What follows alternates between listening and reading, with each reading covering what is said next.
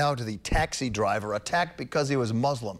New York Mayor Michael Bloomberg trying to cool tensions and spark public discussion about tolerance, meeting today with that cabbie. The mayor welcomed Ahmed Sharif and his family to City Hall today. He termed the attack a disgrace. Sharif's throat was slashed Tuesday, allegedly by passenger Michael Enright, in what prosecutors call a hate crime. The mayor did not link the attack to the controversy over whether to build an Islamic cultural center and mosque 2 blocks from Ground Zero, a facility, by the way, the mayor supports. But he said the attack is the opposite of what the city and the country stand for. Violence and being disrespectful to each other is not part of why America was formed. Quite the contrary, it's in the other direction.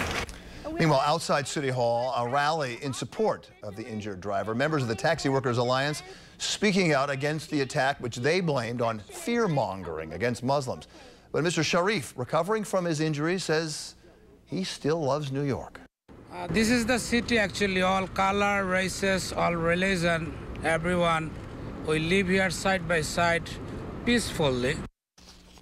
Sharif's alleged attacker, Michael Enright, charged with attempted murder as a hate crime. You know, it might be premature to connect this attack to some greater anti-Muslim sentiment, but it also seems naive to think it might not be. Hateful rhetoric often leads to hateful action, and indeed, anti-Muslim hate crime is up, according to the police. What's undeniable, this anti-Muslim attack has people talking and thinking. Eyewitness News reporter Darla Miles with that part of her coverage. She's in Bedford-Stuyvesant, Brooklyn. Darla. Bill, people are thinking and they are talking, and they're using words like xenophobia and Islamophobia. Right now, the Council for Americans and Islamic Relations say many New York Muslims are living in real fear. In the train, when I'm coming, everybody looking at me like strange. This 32-year-old mother of 2 immigrated from Morocco 6 years ago. But Khadijah Lamoury's new life in America hasn't exactly been the American dream. She says she feels like a target for anti-Islamic violence. I'm always afraid. I mean, to go out and come to work and go back at night to home. This fear is heightened after the knife attack on a Muslim taxi driver 2 nights ago, which the NYPD is investigating as a hate crime.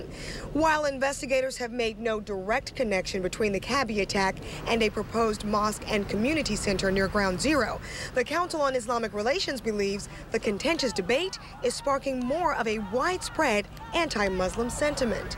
It hasn't been really since September 11th that there's been this type of a surge of violent, hate-oriented crimes here in New York. The NYPD says the number of attacks on Muslims are up. The numbers of anti-Muslim crimes or allegations of hate crime are small. This year they are up. We have had since 2001 no more than 10 a year. This year so far we have 10. We're dealing with a very cowardly bunch of people. But when there's an attack on one's faith, that's exactly when it kicks in. I'm not afraid, but we have to be careful, you know. There's always a forgiving attitude. It's in all faiths. Now, Mohammed Ratzvi of the Council for People's Organization says right now he's working on outreach programs for the Muslim community so they can meet their elected officials and so they can meet their neighbors in order to calm some of this anti-Islamic dialogue. Reporting live in Bedford-Stuyvesant, Brooklyn, Darla Miles, Channel 7 Eyewitness News.